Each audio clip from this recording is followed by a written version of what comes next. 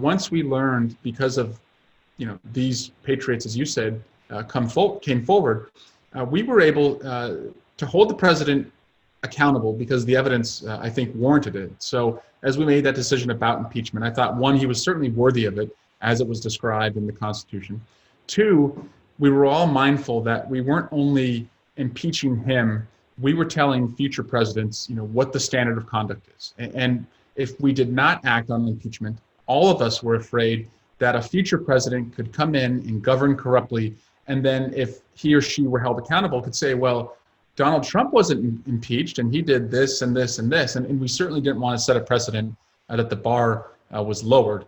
But the third lesson that I learned during impeachment, I didn't realize until we were really in the middle of the proceedings, which was when you check Donald Trump, more times than not, he backs down. And if you think about it, only after we launched an investigation into what was going on in Ukraine did Ukraine get the aid. So while we did not remove Donald Trump from office, the right result occurred and we stopped the corrupt scheme. And so the lesson to me is from now until Election Day, keep checking him and holding him accountable because he's probably going to back down. I know there are certain matters that you can't discuss as a member of the Intelligence Committee, and obviously I'm not on that committee. But I wonder if you might offer, the folks who are tuning in some thoughts about the recent developments in the last 2 days. In a letter, we all saw the announcement regarding the letter that the Speaker had sent with the Chairman Schiff, of course, of your committee regarding potential foreign interference in the upcoming election. You, as you recount, in great detail in the book, by virtue of your committee assignment, had a front row seat to, much of the election interference and the evidence there. So I just wonder if you might be able to offer some thoughts to the readers.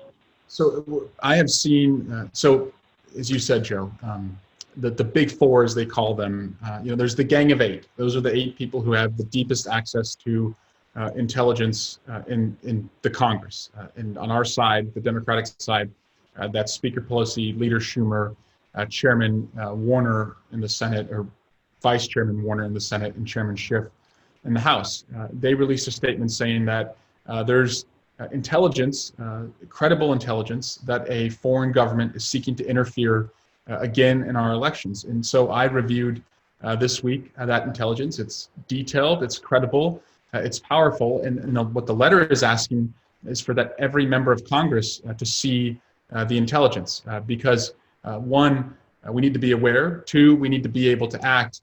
And 3, it's an offer of trying to assemble some unity in the Congress, because I believe unity is the best antidote against any foreign adversary, trying to use or launder misinformation through our country to affect, our elections. And so it's the most I can say right now, but we've seen this before. In 2016, Russia was, doing a hacking and dumping. They were amplifying misinformation on social media. They were trying to get into voter systems. And here we are just about 100 days from the election. And we're trying to sound, the alarm bells and flash the lights that we all need to be aware and we all have a duty to act. We both, I think was mentioned earlier, have young families, a 2-year-old daughter and you have kids under the age of 10. And you offer a couple of different anecdotes, both about your family, your immediate family, your parents, and as you said, kind of your father's story. But I wonder if you might offer folks your, a particular episode or tidbit in terms of how the process impacted your family. Obviously, we both we're both far away from our families. You have a farther flight back to California than I do to Colorado, and I know the intensity of the process last year, impacted every member, and in particular, someone like yourself who served on both committees concurrently. You're probably like me, and you're happy that, I have a 3-year-old and a 1-year-old, so we essentially have 3 kids in diapers between us. I'm happy that they'll never remember this or know, what was going on, and, we can tell them how it all ends, and hopefully that's, a positive ending for our country. So that is, I guess, the silver lining I look for in this experience. But the way I was able to write the book was feeling by being on both committees, Val Demings and I were the two members of the House that were on both Intelligence and Judiciary, feeling, again, a responsibility to history, to chronicle it and tell, from my vantage point. So the only way I was able to do that was when I would put my daughter down to sleep when I was home. I would recount for her what was going on in the investigation or the hearings. And so I downloaded a dictation app. I would put my phone right next to my shoulder, and I would rock her to bed at night. And instead of giving her a bedtime story or a song that I would sing, I just told her what was happening. And it would, record the audio, transcribe it, and then I could put it in a Word doc and organize it. And the only way I could get her to go along with this, and I don't know if your daughter's like this, was I had to do it in a sing-song voice. So I had to, for example, it'd be like, Mr. Schiff told Mr. Meadows, you are not recognized. Please sit down, Mr. Meadows. And so it was like a Dr. Seuss cadence that it had, and probably could be adapted to a children's book if we ever wanted to go that route.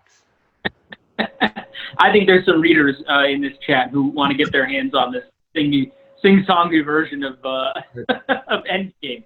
For you, what are the lessons that you've learned, going forward, and how will you view, the rest of your service, and how has this shaped your service? Yeah, I mean, in some respects, right, our conversation sort of comes full circle because it ends where it began, which is what you had articulated. If I were to boil down the entire impeachment process into one word, if you will, it would be courage, right? I mean, fundamentally, the process was all about brave people stepping forward, public servants. Americans, the general public, right, rarely has an opportunity to hear from ambassadors and, career foreign service officials, right, folks who spend every waking hour, right, every minute of every day in service of our country and our shared ideals and values, at great risk to themselves and, at great sacrifice with respect to them and their families. To have them come forward and speak truth to power, for me, I thought I will always remember that as sort of the defining, searing moment in the impeachment process. And, as I think about my daughter who's 2 years old, and yes, she does also, when I do a stingy voice, just more tolerant, of that. As I think about how she'll view this process, when she's old enough to understand it, I think that's, I hope anyways, that's the same prism that she'll view it through. And I suspect it will be, right? It will be seeing, the testimony of Ambassador Yovanovitch before your committee and hearing her, come forward and discuss, these egregious abuses by the Trump administration in an honest and straightforward way, again, at a lot of risk to her. So, for me, that's and so the lesson to glean from that is, again, the lesson that you describe in your book, which is that whether it means that you may lose your job, right, or that there are other consequences, it's never too late to do the right thing, and it's important to do it. And I think that's a universal lesson that folks can glean from the impeachment process last year.